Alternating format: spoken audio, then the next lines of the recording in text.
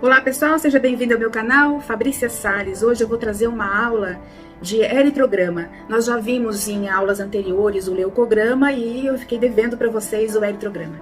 É um exame bastante importante e ele faz a contagem total das hemácias, não só a contagem total, como também a dosagem da hemoglobina e faz o hematócrito. São 3 exames diferentes que são conduzidos de forma diferente dentro do laboratório. E o médico fica responsável de desenvolver um raciocínio e correlacionar a clínica. É isso que é importante. Nós não vamos nos deter em como se faz, porque isso vai ficar a critério do farmacêutico bioquímico, dentro do laboratório ou do analista. E para o médico clínico, né, vai ser importante interpretar esse resultado. E é isso que a gente quer trabalhar com vocês aqui. Então esse exame, ele não só vai fazer uma contagem global ou total dos eritrócitos, como dosar a hemoglobina, e esses valores, esses 2 parâmetros são importantes para a gente fazer o cálculo de uma coisa chamada de índice hematimétrico. E interpretar isso é fundamental, né, para o profissional médico, porque ele vai poder extrair desse exame muita informação importante, e é essa que vai fazer a diferença entre um profissional que sabe interpretar e um profissional que deixa a desejar. Então, o eritrograma vai avaliar não só a quantidade de células, mas também a qualidade dessas células. Mas isso não é suficiente, não basta. Então, a gente vai utilizar umas contas, né, uns cálculos, e nós vamos, através desses cálculos, chegar a esses índices que nós vamos trabalhar nessa aula. Então, eu já começo o curso aqui perguntando para vocês. O que eu faço quando eu encontro um paciente com VCM alto, um CHCM? Como é que eu interpreto isso, né? Ou quando eu vejo um paciente que tem um VCM baixo, um HCM baixo, um CHCM também baixo. Como é que eu interpreto isso, né? Como é que eu cruzo depois os índices hematimétricos com o RDW, que é um parâmetro muito importante que a gente vai ensinar vocês a raciocinar em cima disso, cruzando essas informações. Então vamos embora lá para o vídeo sem mais delongas. O eritrograma, então, é um exame muito importante para fazer o diagnóstico de anemia. A gente encontra, às vezes, pacientes com anemia ferropriva, por exemplo, em que a contagem das hemácias vão estar baixa, ou às vezes nem ainda está baixa, né, essa contagem, mas os índices vão nos dar um parâmetro, né, vão nos dar algumas dicas, né, do que pode estar acontecendo. Então, é o que a gente gostaria que vocês aprendessem. Sem esquecer também que para uma boa interpretação eu preciso de uma boa coleta, né? Eu tenho que ter alguns cuidados. O médico fica a critério dele, responsabilidade dele, orientar o paciente antes do paciente ir ao laboratório. Muitas vezes esse paciente chega sem orientação e às vezes é recusado, né, de se fazer a coleta porque ele não está bem orientado. Então é preciso que ele saiba que se caminhar longas extensões, ou se ele chegar de bicicleta, né? Isso pode interferir no resultado do exame. Então é preciso que vocês depois deem uma olhadinha de como a gente faz as orientações, tá?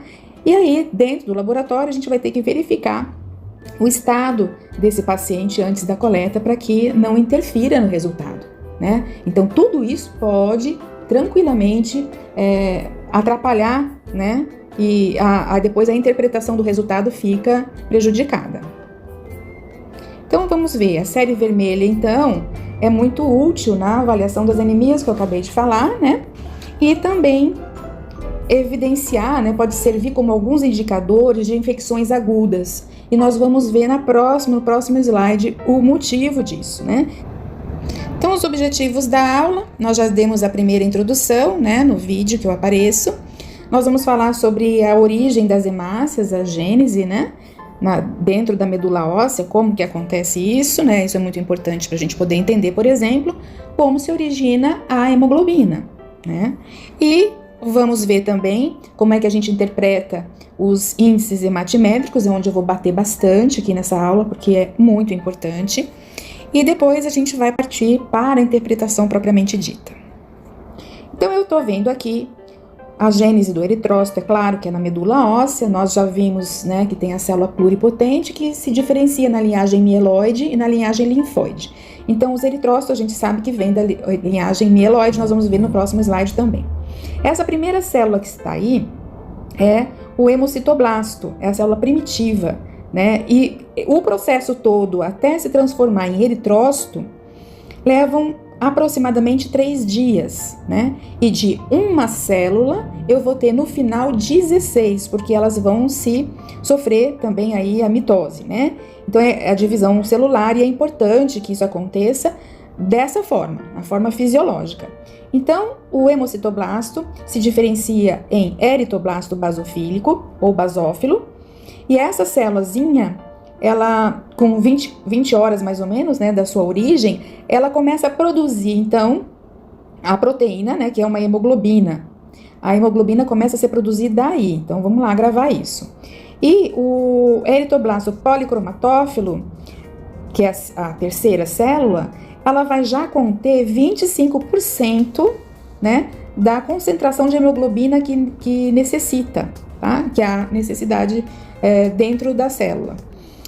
Já essa célula se diferencia em normoblasto, e aí eu vou ter o limite entre o eritoblasto e o normoblasto, eu vou ter já o limite da hemoglobina, que é de 34 gramas por 100 ml. Isso é o fisiológico, normal e desejado, né? O que acontece? A hemoglobina, ela vai fazer um feedback negativo, ela vai impedir, né, que a célula continue em divisão.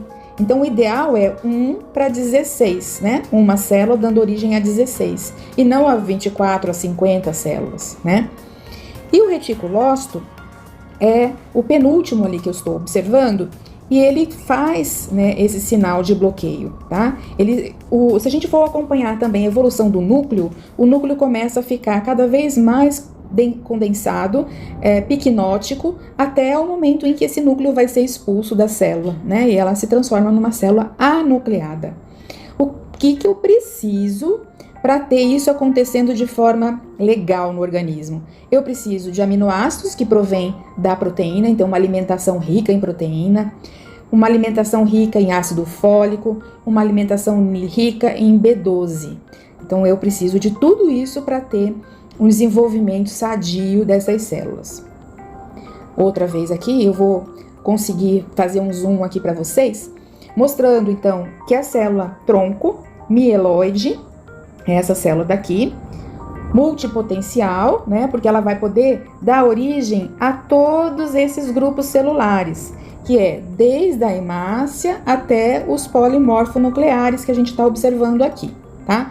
Então eu vejo um bastonete, eu vejo um eosinófilo, eu vejo um segmentado, eu vejo um macrófago, eu vejo as hemácias e as plaquetas. Então, as células mieloides dão origem a essas células. Então, se eu tenho um processo infeccioso importante, grave, alteram essas células, né, que a gente está falando aqui, que são as células fagocíticas, por exemplo, e alterando as células fagocíticas, altera também as hemácias e as plaquetas também, tá? Então, eu posso ter alteração no hemograma como um todo quando eu tenho um processo inflamatório importante, tá? É muito rico saber isso, né? Porque às vezes vocês encontram alguns casos clínicos, né, de pacientes com infecções graves, né? E que tem o eritrograma alterado também. Então, vamos lá. Para entender um pouquinho das plaquetas, eu sei que são elementos importantes na hemostasia, né? Quando ativada, essas plaquetas vão exercer uma função de proteção vascular. Quando ativada de uma forma excessiva, participa de processos trombóticos, mantém o estado hemostático normal, né? E protege contra a hemorragia. E quando eu tenho uma diminuição nas plaquetas, geralmente as causas, né, são síndromes congênitas, uso abusivo de drogas, as doenças hereditárias, infecções, né? São várias as infecções. Uma das que acontece demais na nossa região aqui é a dengue, né? Dengue hemorrágica.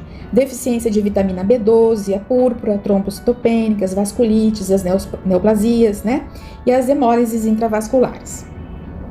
Então, vamos para, né, o objetivo maior, né, que mais me preocupou, né, quando os alunos tentam interpretar e às vezes têm dificuldade. A gente vai caminhar para os índices hematimétricos. Aqui nós temos os eritrócitos, né? E como eles são avaliados? Eles são avaliados em milhões por milímetros cúbicos. Quem faz isso? O aparelho. Então eu não preciso me preocupar. Tá tudo automatizado, né? E o resultado sai com perfeição. Então ele vai variar quando o indivíduo se encontra em alta altitude. Chama-se então eritropenia quando está em número baixo, as células, né, a contagem de números totais de eritrócitos está baixa. E quando está acima, a gente chama de eritrocitose. O VCM é um parâmetro que é muito importante, por isso eu botei ele em primeiro lugar aí. Se chama volume corpuscular médio, é por isso que significa essa sigla, né, VCM. Nós vamos avaliar o tipo de anemia, se ela é macrocítica, se ela é microcítica ou se ela é normocítica. Eu também tenho anemia normocítica, tá? Então, a macrocítica, as hemácias são grandonas, né? Ou microcítica quando a hemácia é pequenininha e normocítica quando ela tem o tamanho normal. Então, o VCM tem a ver com o tamanho dessas células, tá? E o CHCM, o que significa essa sigla? Concentração de hemoglobina corpuscular média. Então, tem a ver com a hemoglobina dentro da célula. Como é que eu calculo isso? Eu pego o valor da hemoglobina, né, e do hematócrito, faço essa relação, né? E aí eu vou ter quanto de hemoglobina média eu tenho em porcentagem dentro de cada célula. É isso que significa. A hemoglobina, então, ela é medida em gramas por decilitro e vai avaliar a proteína que transporta o oxigênio, essa proteína tão importante. Não só transporta, mas é ela também que dá cor à célula, né? É ela que tem essa cor avermelhada, por conta do ferro que compõe a sua molécula, tá? Isso para definir um estado anêmico. Então, eu vou também avaliar o CHCM. O RDW é um parâmetro muito importante e vai avaliar o grau e a variação do tamanho das hemácias.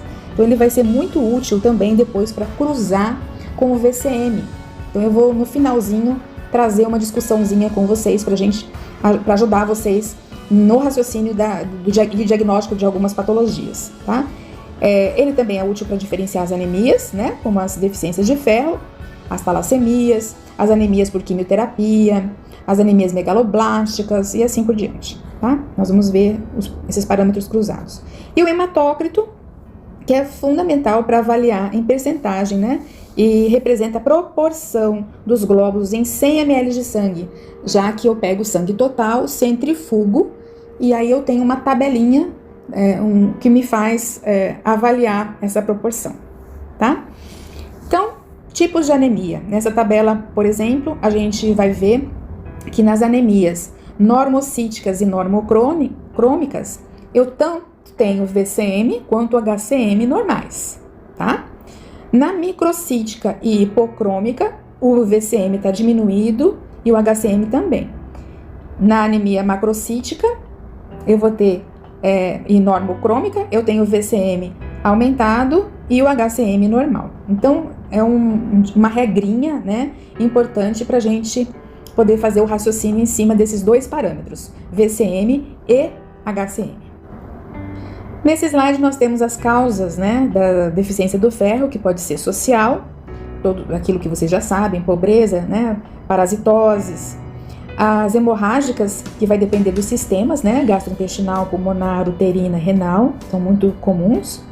A gestacional, que vai depender também da transferência do ferro da mãe para o bebê, então se a mãe é mal nutrida, o bebê suga esse ferro todo da mãe, né, e acaba trazendo então a anemia. A hemosiderinúria, que também acontece muito com pacientes que fazem hemodiálise, né, crônica, você pode encontrar. As síndromes de má absorção, né, na gastrite crônica, na redução de estômago, né, muito comum. A dieta também deficiente por restrição de alimentos, lactação, hábitos ruins de vida, né, que podem também levar à deficiência de ferro. Nesse quadro, nós vamos ver o status do ferro no organismo, né, como é que ele transita pelo organismo. É claro que a gente primeiro acaba com o nosso estoque, né, o ferro estocado, para depois ter uma repercussão dessa deficiência de ferro no sangue, né. Então, por isso você vai encontrar na deficiência de ferro a diminuição do ferro sérico, a ferritina já vai estar diminuída também, a capacidade de ligação ao ferro pode estar aumentada, porque ele fica ávido, louco, né, a proteína pelo ferro, ou pode estar normal, e a saturação, né, vai estar do ferro, né, vai estar diminuída. Na inflamação, com deficiência de ferro, que pode acontecer, então ele pode ter um processo inflamatório e já tem uma deficiência do ferro no organismo sem uma anemia instalada, tá? Então esse ferro sérico vai estar diminuído, a ferritina vai estar aumentada, a capacidade de ligação vai estar normal ou diminuída e a saturação diminuída. Nas talassemias, o ferro sérico vai estar normal, a ferritina vai estar normal ou aumentada, a capacidade de ligação vai estar normal e a saturação normal ou aumentada. E na anemia sideroblástica, normal e aumentado o ferro sérico, normal aumentado a ferritina, normal a capacidade de ligação com o ferro e a saturação normal ou aumentada. Então é bom também a gente ter uns quadrinhos desses que são dicas importantes na hora do diagnóstico. Vamos entender um pouquinho sobre cada um desses parâmetros e como eu faço o cálculo, pensando na deficiência de ferro. Então o VCM, a gente já falou, é o volume corpuscular médio. O cálculo dele é o hematócrito sobre a contagem total de hemácias, tá? O significado é o tamanho da hemácia, tem a ver com o tamanho, né? Se é microcítica ou se é macrocítica. O HCM tem a ver com a hemoglobina corpuscular média. Se faz o cálculo com a hemoglobina dividido pelo número total de células. E tem a ver, o significado clínico diz, com a cor da hemácia. Já o HCM é a concentração de hemoglobina corpuscular média, e o cálculo se faz com a hemoglobina sobre o hematócrito, ou HCM sobre o volume corpuscular média, e tem a ver com a cor da hemácia, né? Se ela é hipocrômica ou não. Então, é um outro valor que tem a ver também com a coloração da hemácia. O RDW é a distribuição dessas células, né? De como ela se distribui. Então, tem a ver o RDW com a variação do tamanho. Tem várias, pequeno ou grande, né? E a gente chama isso de anisocitose. O hematócrito em porcentagem, tá? E como é que eu faço o cálculo? É o número de células totais vezes o VCM. Isso vai dar o volume eritrocitário. Então, a anemia ferropriva eu vou ter no estágio 1, se a gente puder... vamos observar bem essas imagens, né? São imagens de esfregaço sanguíneo da célula na lâmina corada. E aí eu posso ver que o estágio 1 pode evoluir para o estágio 2, que pode evoluir para o estágio 3 se a gente não fizer uma intervenção, tá? Então, no estágio 1, eu tenho a diminuição das reservas de ferro no organismo, né? Como a gente viu naquela tabelinha anterior. Então, diminui o ferro sérico. Eu tenho aquela primeira diminuição do ferro sérico. No estágio 2, eu tenho a falta de ferro e a produção da hemoglobina já está comprometida, né? Então, aí eu vou ter a alteração do transporte desse ferro e a capacidade de ligação à transferrina e saturação da transferrina alta, tá? Já na anemia, no estágio 3, eu tenho uma anemia e a hemoglobina já se encontra diminuída e eu tenho, então, uma hipocromia e uma microcitose. Aqui a gente pode ver a microcitose, só para vocês namorarem aí essas lâminas que eu acho tão lindas, né? Nas setinhas pretas, né? A gente vê ali as microcitoses, as células em menor tamanho. Se vocês forem olhar a célula vizinha, ela está num tamanho bem maior do que aquela que está na ponta da seta, né? Então, essa microcitose, ela está associada à deficiência do ferro, às talassemias e às anemias sideroblásticas, tá? Então, aqui eu já tenho anemia instalada, né? Diferente das carências de ferro. Então, às vezes eu não tenho alteração na cor, nem no tamanho da hemácia. No começo, quando o ferro ainda tá se virando ali para cumprir a função dele, né? O organismo vai devagarzinho. Esse processo, quando se instala desse jeito, eu vejo uma lâmina dessa, porque a coisa já tá avançada, tá? Nessa outra anemia é por macrocitose, associada à deficiência da vitamina B12, que nós vimos lá no módulo de metabolismo, né? E pode também estar associado à quimioterapia, a doenças hepáticas, a hipotiroidismo, mieloma, né? São aqueles que geralmente cursam com a macrocitose. E a hipocromia, as hemácias são menos coradas, né, do que o normal, e observa aí uma hematoscopia, né, nessa hematoscopia que seria a coloração na lâmina, né, um aumento do halo central, tá? Nós temos a poiquilocitose, que é a alteração na forma das hemácias. Essas que estão na seta preta são os codócitos, na seta azul, os estomatócitos, e na seta vermelha, os esferócitos. Então, são formas diferentes, às vezes forma elíptica também, em forma de raquete eu posso encontrar, hemácias crenadas. Então, essas variações, né, das formas dessas hemácias é que podem trazer pra gente o que a gente chama de poiquilocitose. A anisocitose é a variação do tamanho das células, né? Então, eu tenho as células na seta preta, que são as maiores, e na seta azul, as hemácias menores. Então, chegamos ao último slide. Aqui a gente vai fazer uma correlação do RDW com o VCM, principalmente. E vamos ver como se comportam esses parâmetros em diferentes situações, né? Então, o RDW, nós já vimos que ele é tão importante, né, para que a gente entenda a alteração, a variação do tamanho dessas células. E ele pode estar normal, né? Ou pode se encontrar também num valor alto. Quando o RDW e o VCM estão normais, e o HCM e o CHCM também, a interpretação é que seja mais provável uma perda de sangue, né? Então, perdeu sangue, uma facada, sei lá, qualquer evento, acidente de carro, né? A correlação do RDW alto com o VCM baixo, CHCM e o HCM também baixos, me remetem à anemia ferropriva, né? Por quê? Porque existe ali uma hipocromia, né? Que é dado o valor pelo HCM, uma microcitose, dado o valor pelo VCM que está baixo, né? E o RDW alto significa que essa célula está com um tamanho também alterado. O RDW alto com o VCM e os CHCMs altos também, me remete a pensar numa anemia megaloblástica, que nós já vimos isso em outro módulo, né? E quando eu tenho esse RDW aumentado, eu tenho o que se chama de anisocitose, né? Então, as células se encontram também em formas diferentes, em formatos, né? Tamanhos diferentes. E por hoje é só. Nos encontramos no próximo vídeo. Se gostou, por favor, curta. Assim, esse vídeo pode esparramar pela rede, quem sabe outras pessoas que precisem também terão acesso a esses conteúdos. Obrigado e até a próxima. Se tiverem algum comentário, seria interessante ouvir vocês.